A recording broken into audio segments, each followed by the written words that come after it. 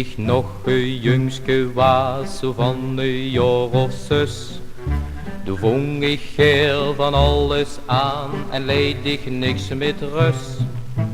Zo dicht aan het trummelke en pakte mich een keukske.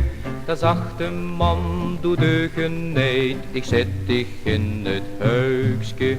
Tralalalala, tralalalala, tralalalala, tralalalala. Wie ik al het groter wordt, de schuld die was voorbij. Toen hou ik heel wie iedereen een beetje aan mijn zie. Een knap gezichtje, een aardig kindje met om de kop een duikske.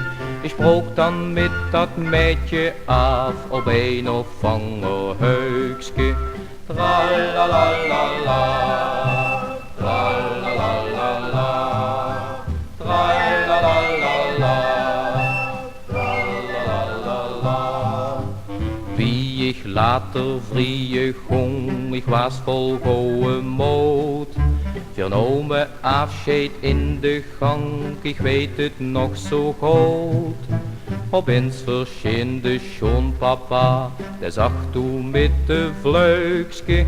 Wat moet dat met mijn dochter nu, daar in dat duister heukske? Tralalalala, tralalalala, tralalalala, tralalalala. Wenn dich eens bij Petrus kom en klopt daar aan de deur, dan zegt er jong, kom doe maar in, du steest er heel goed voor. Du hebst toch nemen schat gedaan, er steekt niks in mijn buikske. Dan vraag ik Petrus, zet mich maar met een engelke in een heukske.